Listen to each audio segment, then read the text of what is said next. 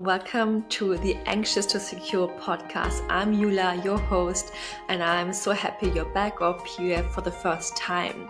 So today's episode is all about overthinking, anxiety, triggers, and long-distance relationship.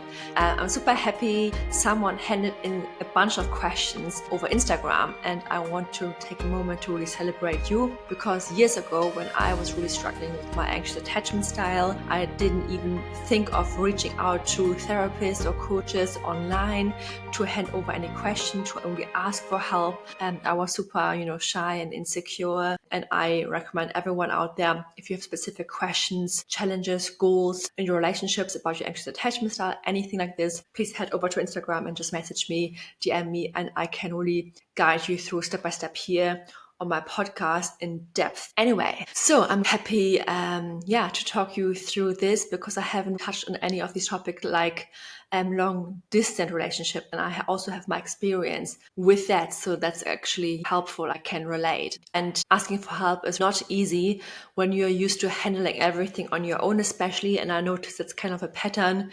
As someone who has been anxiously attached, we often overestimate our problems, but underestimating our resources that we actually have. Even just asking for help can be a very big, tough thing to be. So if you're here listening, if you're working on yourself, I see you, I applaud you, give yourself a high five, because celebrating your wins is very important too. So sending a huge digital hug, and let's go into this.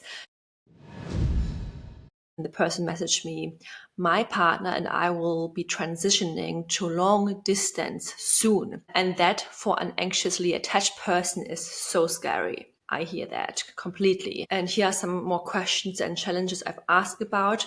And the person listed a few bullet points. So how to not react to triggers, how to calm my nervous system, how to not feel so overwhelmed when I'm triggered, how to not overthink and spiral, and how to not need reassurance.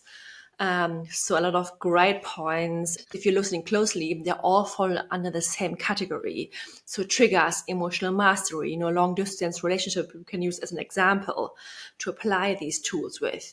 And that's why we're going to break them down today. I'll walk you through understanding your triggers, why they happen, and what's going on with our brain and with our body. How to stop spiraling, and what does it actually mean when we overthink, why we overthink, and actually calming your nervous system, handling uncertainty, which is a huge part of, why we're feeling so anxious, needing reassurance and all of this stuff. Why it feels so triggering for someone who's anxiously attached, why it can be like a nightmare for someone like us.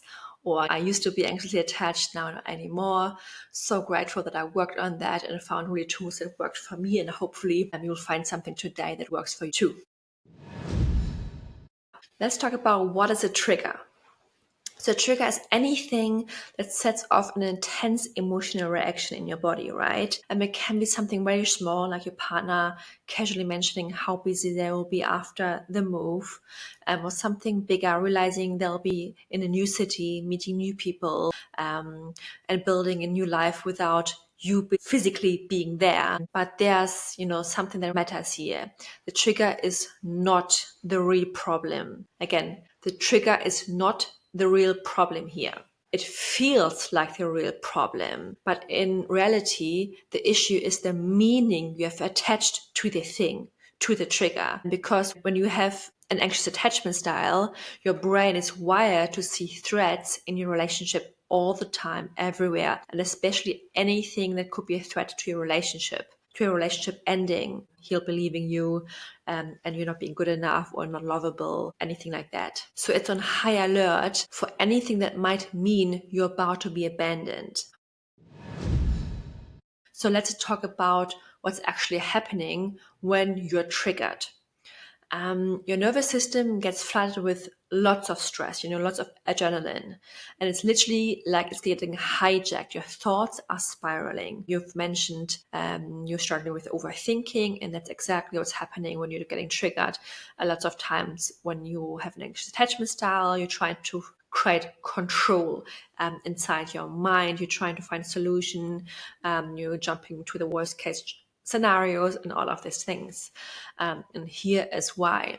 The amygdala, your brain's alarm system, sounds like the alarm, like danger, danger, and they're slipping away, they're escaping, and they don't want to be with me anymore. And your prefrontal cortex, the part of your brain that is there for logical thinking, to really find solutions, is shutting down when you're triggered. So you can't think logical, you can't think clearly, and only the primitive part of the brain is active. So you literally can't think clearly and you're just spinning and spinning. So your body releases cortisol and adrenaline, and you're sending yourself into fight or flight or freeze or fawn mode, which is like a survival state or low-key survival, and you're just trying to figure things out, and you can't think clear. Your body is reacting to it, to like this threat. You're most likely, if you have an anxious attachment style, running towards it, trying to talk to your partner to find a solution, or criticizing, overthinking, trying to find, a solution to this problem. That's why in this moment it feels impossible to stop overthinking, because you're trying to find the solution. Your nervous system is in panic mode and you're thinking it's really, really urgent. You have to find a solution right now. And your brain is threatened. Your brain is treating the idea of being a part as life-threatening emergency. And I've been there, and it feels terrible and it feels all urgent, and you think you have to figure this out, but you don't. And you are safe, even though your brain doesn't know it yet, or your body doesn't know it yet. Also, so when your brain is hijacked, your triggers bring out all the old wounds from the past. Because the thing is about triggers they're never about the actual moment right now. They're always about the past, about your anxious attachment root causes, about how your abandonment wound was created. The moment when you felt uncertain the first time, when you were a baby, when you were a kid, often you don't even know when this was created, this wound. But it feels so powerful because these are trapped core emotions that are always triggered when things like this happening. So suddenly it's not just about, the distance. It's about every time you passed, when someone then left and this pattern got reinforced, when love felt uncertain, which means unsafe. You didn't feel emotionally safe, when you had to work hard maybe to keep them close. And that's why this feels like this big reaction. And if you have an anxious attachment style, you have learned only to feel safe through closeness. If you're close to someone, and through co-regulation, and you haven't learned to self-soothe, to process your emotions, to be with your emotions, to learn that you're okay on your own. That is a big part of this, of relationship anxiety. This long-term. That's why long distance relationships can feel like this huge threat to your nervous system, to your safety, because you only feel really, even if it's happening subconsciously, safe with your partner. The closer, the better. If you have an anxious attachment style, your nervous system is naturally wired to be hypersensitive to, for connection. And your brain has learned early on, love is uncertain. People pull away, and if they don't keep connection alive, I'll lose it. So when something is threatening that connection, like moving to different cities, it sends your nervous system into overdrive. That is not your fault. It's just how your brain is wired. And the good news is you can rewire it again. You can create a new response towards it. Now let's talk about this emotional pain that we add towards the neutral situations and circumstances that we are presented with. So because here's the truth. You don't want to never feel emotional pain. So we want to feel emotional pain sometimes. Some pain is actually necessary. We want to feel grief sometimes when we want to say goodbye to a certain chapter, when we want to grieve a friend who has passed away or a family member. We want to feel that. We don't numb ourselves.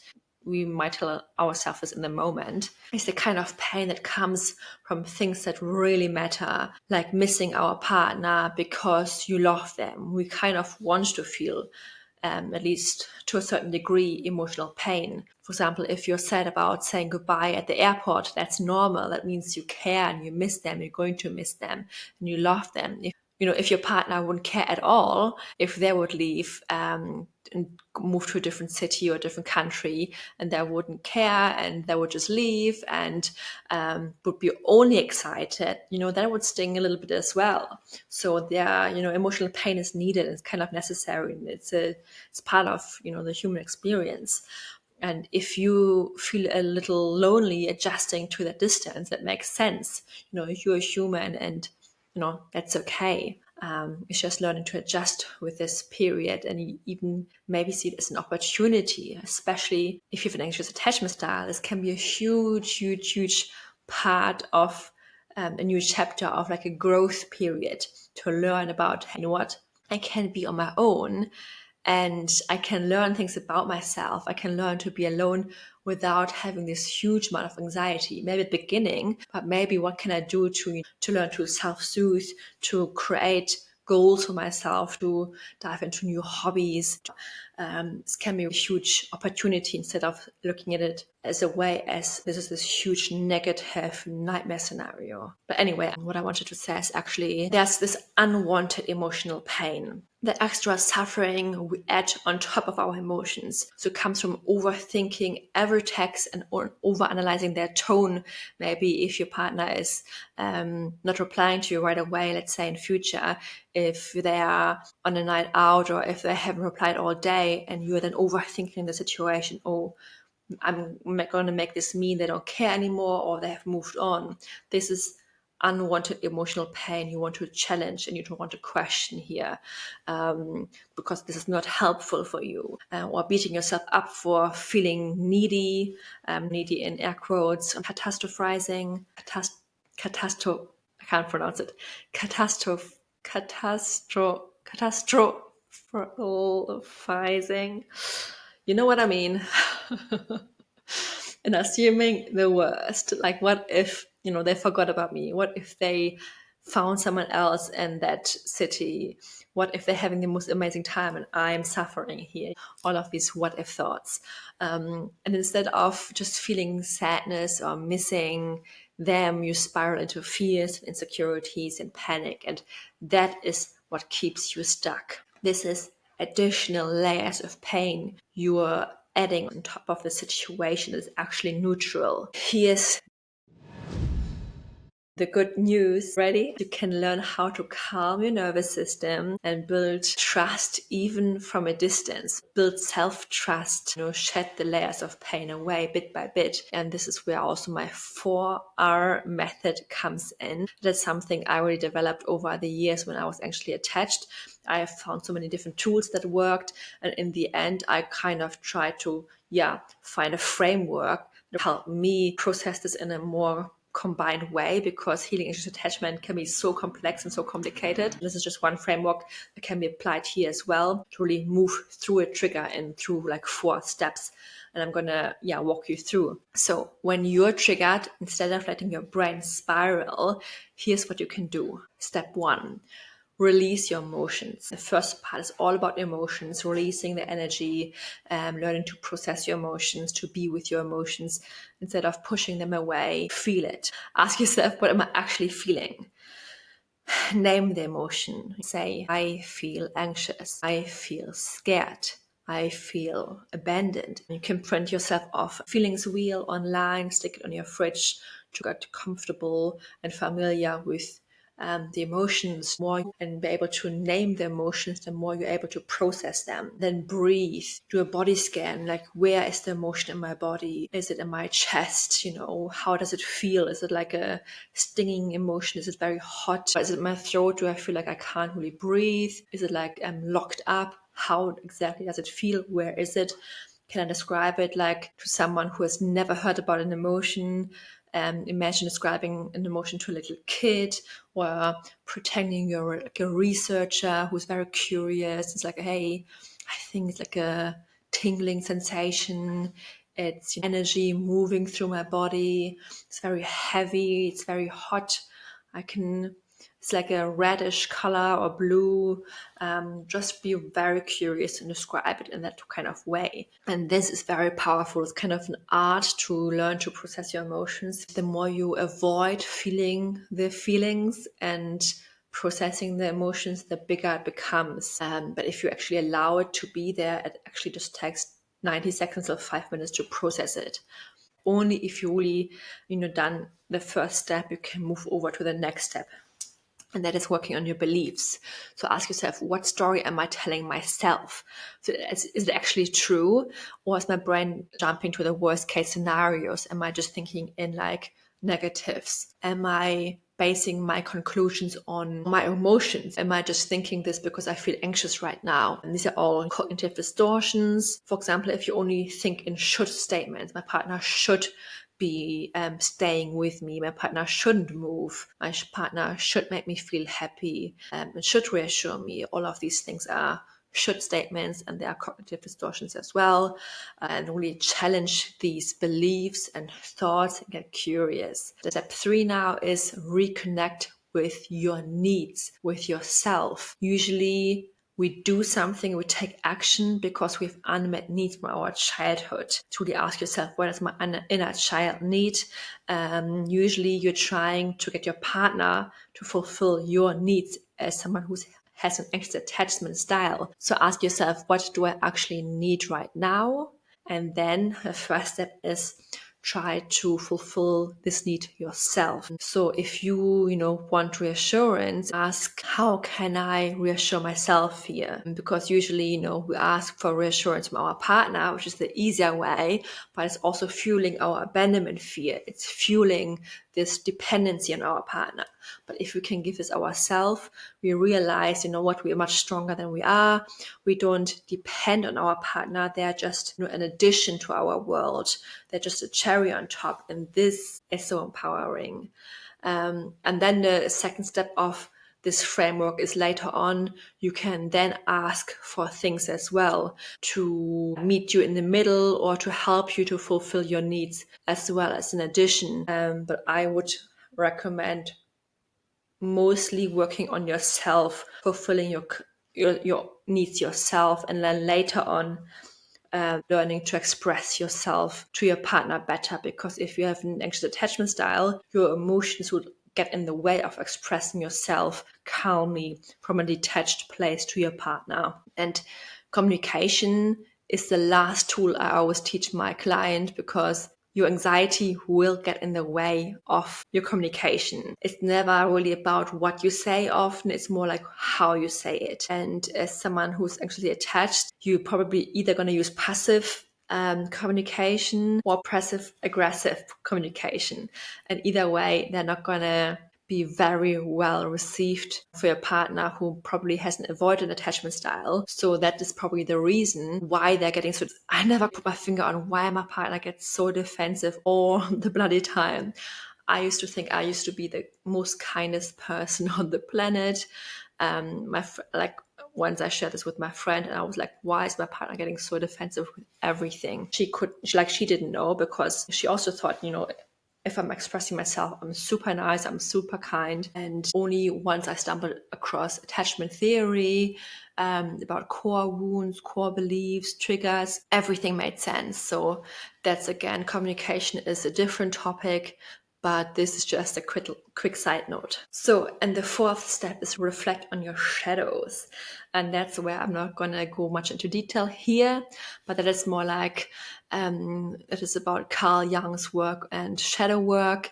It's about ask yourself, is this reaction actually about this moment, or is it bringing up more old wounds about my past, and how can I accept all parts of myself? And for example, if you're feeling triggered by a partner abandoning you or leaving you, or not showing up in the right way, how you wish they would show up for you, ask yourself, how are you not showing up in the way you would love it for yourself? So this is really powerful. I would really highly recommend journaling these questions, because this is where you go really deep and really unpeel all of these layers, an onion, go really deep, because this is where you can give yourself what you are missing from your childhood, and to again fill your own cup first.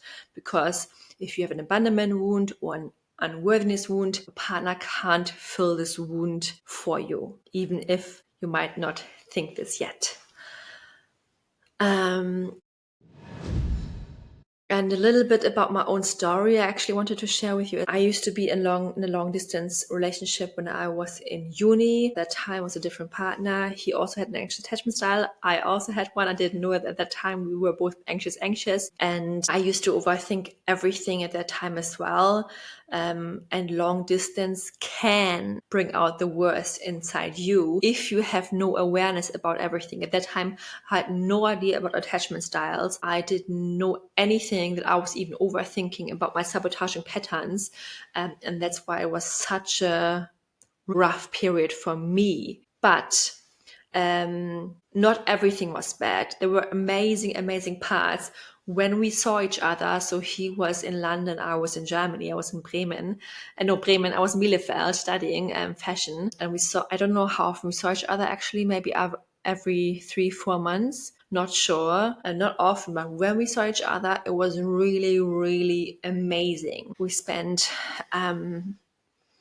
maybe a week together, let's say, or even shorter, but we had an amazing time. And I think distance can bring you much closer together, especially if your partner has an avoidant attachment style, because they crave and need space. And I think any relationship could need some space and distance sometimes, because then when you see each other, you have so much more things to talk about. You actually focus on each other, even if it's just a weekend. It will create so much more excitement during the time. The important thing is only that you take care of yourself, that you don't hyper obsess over what your partner is doing and not adding meaning into what they're doing when they don't fixate on you. It's important that you actually be happy for your partner if they're having a good time there.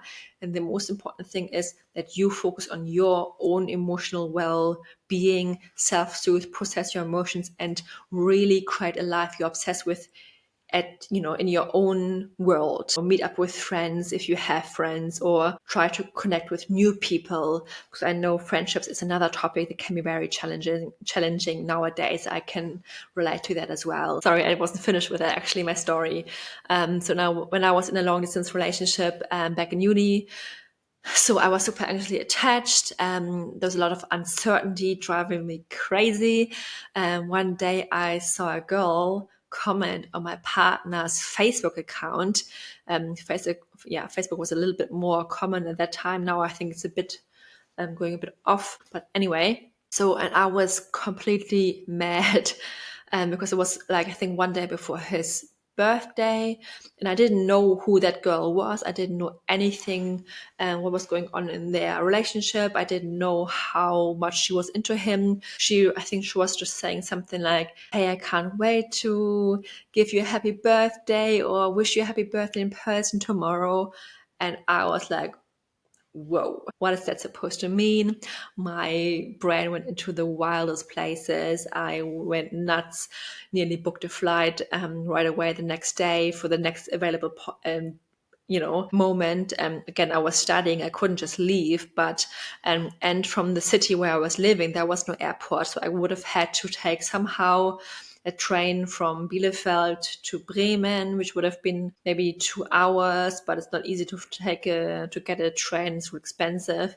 Then Ryanair flight, like a spontaneous one, again would have been way out of my uni budget. And yeah, everything happened because I was so triggered, and because uncertainty was this huge thing. I didn't know anything about them, and I think my partner wasn't really helping at the time.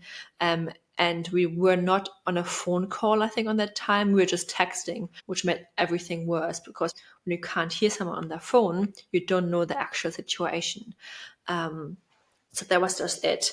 But because of that time, I just didn't know anything. I was in the dark. It was made everything so much worse. Fast forward to today, I never overthink anything anymore, especially not in my relationship. And I mastered the tools for it, and I can really identify my needs as well and meet them myself. And even when there's distance or conflict, my brain doesn't jump to the worst places anymore, because I know I've got myself in the end, and that is the most important part and lesson here. But it didn't happen overnight. It didn't happen within a few weeks. It did take a few months. With practice, I had one-on-one coaching calls every week for a while, and guidance of other coaches. I was in a membership with other people, connecting with them, and was watching other people being coached and learning from them. Did a lot of self-studying in their courses, seeing really what is working, what is helpful, and applied these tools. And I really tried to really process my emotions and doing all of this stuff basically that helped. So now I wanted to walk you through the 4R method again, but a little bit more specific way, based on the long distance relationship trigger. So if you have the trigger, the thought of your partner leaving for long distance, then again, do this. First, release your emotions. First, your body needs to process the unhealed or stuck emotions in your body. You can't logically think your way out of this, right? The triggers in your nervous system. You're in full panic mode. So try this. Say it out loud. I'm feeling anxious because my brain is detecting distance as a threat, but I am safe. Even though maybe my brain tells me different things, I know I am safe. A part of me is feeling anxious or scared. Important as well. Tell yourself always like a part of me or I feel. Never tell yourself I am scared or I am an anxious person. Because if you tell yourself I am, it makes it all very heavy and very strong. It sounds like you are this anxious person, you are this anxiety, but you are not. To never tell yourself I am, always say I feel, part of me feels, because this gives room for other parts to exist at the same time. And remember always, feelings are always valid. You're always allowed to feel any kind of emotions, but your stories are not. Your thoughts are not. So you can also then, shake yourself off literally to like reset your nervous system, like literally, shake yourself like a dog, jump up and down, release the tension. If you feel anxiety is like moving up and down your body, if you feel it like it's like an activating emotion. You can also put a hand on your heart. That is something that's soothing for me, like a lot. It feels very comforting. And you can breathe in and very, very slowly. Because when you're anxious, everything goes very fast. You breathe very shallow and your brain thinks, oh my God, there's a threat. You have to hold your breath. And it's kind of fighting, this threat. But if you breathe very shallow, you put a hand on your heart, and you take it very slow and easy, you kind of slowly tell yourself, what, you're safe and you've got this. And by the way, if you're again stuck with overthinking, there's a very fast hack that is very important as well that you can do here to get out of your head and into your body. You can use a sensory tool like holding ice cubes or splashing cold water into your face, because this is changing your body temperature. And that is a very, very powerful tool to stop you from reinforcing your stories and beliefs. And if that's not always possible, that's okay. You can remove yourself, from the situation for a moment, or take a deep breath outside. Maybe it's a bit cooler outside. Maybe there's a fan. You can get fresh air a little, at least, a little bit. Change in the temperature of your body is very powerful. And the key is here to get out of your head and into your body. So this is the point where your logical brains shut off. So talking or doing things with your partner to keep engaging in this thing or texting back is something you have to avoid at this point. You will say things you will regret. You will do things you will regret. You will have to take a step back here. and pause. And I go into, much more depth in my courses in this, or one-on-one coaching. If anyone of you is interested, it's very powerful to really learn these tools to heal your anxious attachment, to take control of your emotions and of your beliefs. The second step is, again, rewiring your beliefs. So now let's look at your thoughts behind your anxiety, perhaps. So what is the scariest thought here? Maybe if they're not physically here, we lose connection. Ask yourself, is this a fact or is this fear? You can journal these things and write the thoughts down, because we have so many thoughts a day. And if you actually journal it and write it down, it has such more powerful effect on yourself. But if you don't challenge your limiting beliefs, you will see everything through lenses of fear and abandonment. This keeps you stuck in thinking that long distance is a threat to your survival. Beliefs are very, very powerful. They shape everything you see, and if you don't challenge them, they will distort the way you experience reality. You might feel like the distance is a signal the relationship is doomed, but that's just the belief talking and not the truth. So reframe it to something more true and really ask yourself, what else can be true here? Maybe connection isn't about physical proximity. Is proximity pronounced right? I'm not sure. Anyway, maybe connection isn't about the physical closeness. It's about consistency and communication and the feeling you have. Maybe my partner has shown they care about me in a different way. Find the evidence for that. Maybe I don't have to carry the whole relationship myself. Maybe my partner has different ways of showing me as well they care. You just have to really find thoughts that are powerful for you. And maybe this thing can really be the opportunity for myself to grow and for our relationships to grow. Maybe it's gonna, be the thing that really creates so much more closeness between us. I go deeper into this work really to find your limiting beliefs, to challenge them, to rewire limiting beliefs in my courses and in my one-on-one coaching. I have also programs that heal your anxious attachment style.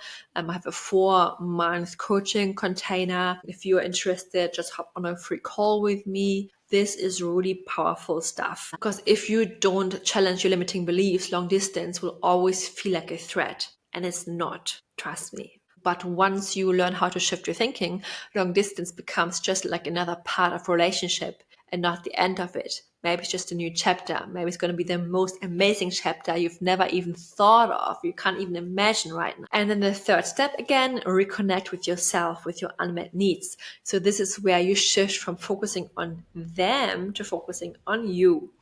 And your brain is saying, I need them to be close so I can feel okay. But what do you need in long distance to feel secure? So a plan for daily check-ins, maybe a fun countdown to your next visit, something in your life to look forward to outside the relationship. When you fill your cup yourself, you stop feeling, like this distance is a threat. So really ask yourself, maybe what are your core needs in your relationship and in your life? If it's safety, give yourself daily reassurance, create a safety routine for yourself.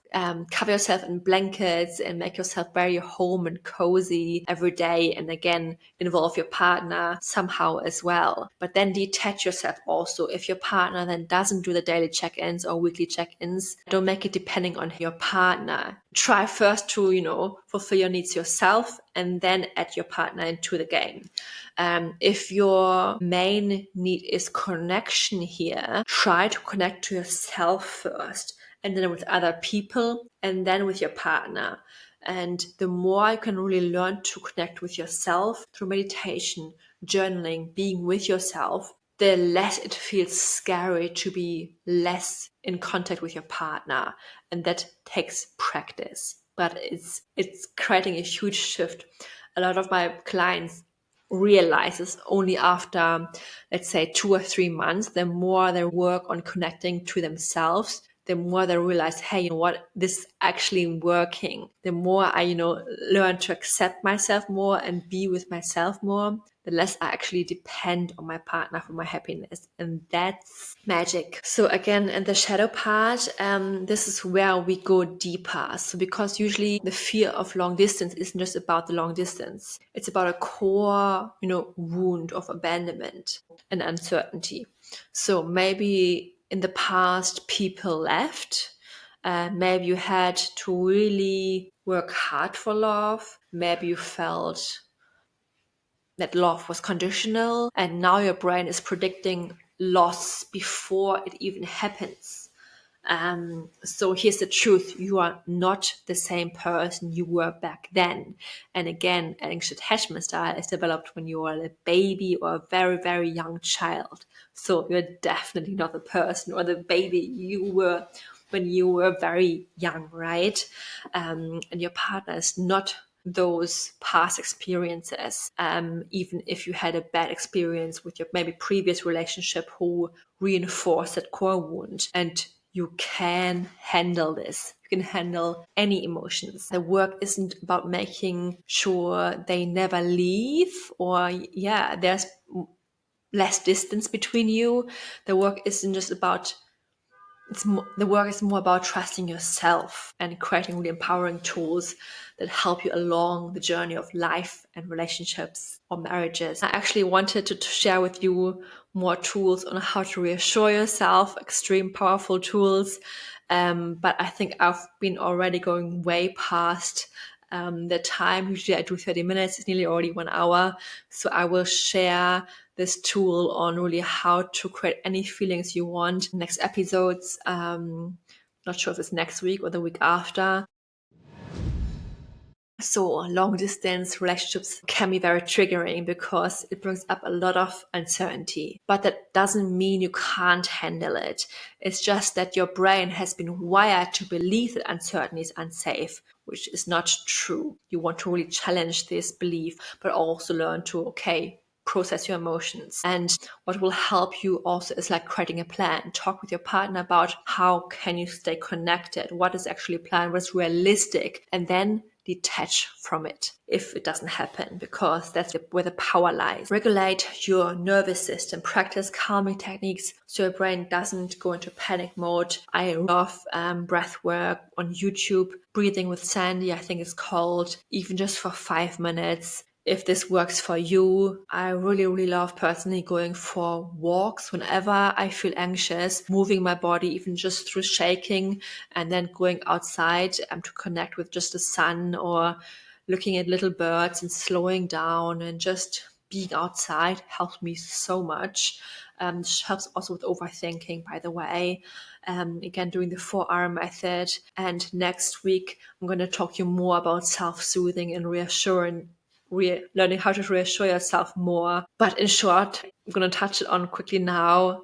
Whatever you want your partner to tell you, tell this to yourself. Either verbally, tell it to yourself in the mirror, write it down. But that's exactly what you want to do if you want to learn to reassure yourself. Just as a quick tip, as a quick secret tip. And then see long distance as an opportunity. It can be, I swear. Instead of seeing it as this threat, see it as an opportunity to grow stronger together, because your brain learns through behaviors. And if you don't see it and label it as a threat, you can step by step learn it as, hey, something comes from this. And you do not have to let your anxiety and your anxious attachment run the show. You're not doomed. You never know how long it's going to last. And you don't have to think about this yet. Stay in the present moment. And you can really build security from within. You have the power. And long distance is really challenging and can be challenging, but it doesn't have to mean disconnection or a threat. And when you stop seeing distance as a threat, you start seeing it as a chapter. Step by step, everything can change. And you don't need to survive long distance maybe anymore, and you can maybe even thrive in it. And if you would like more support with this, I have one-on-one coaching. I have also blueprint and courses that I can help you with as well. Head over to the show notes or message me on Instagram at the Anxious to Secure Coach. I'm happy to help you to heal your anxious attachment style.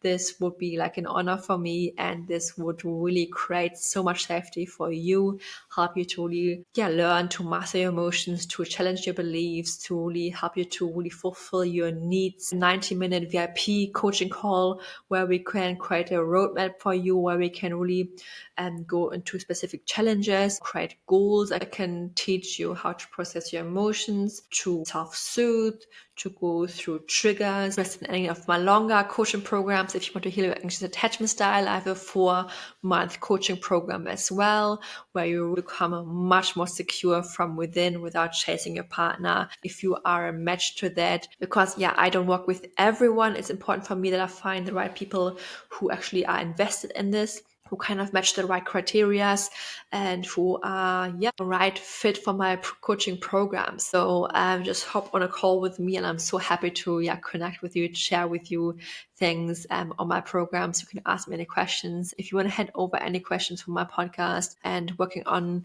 your nervous system, on your anxious attachment style is nothing that can happen overnight, even though it happened for me in 6 months.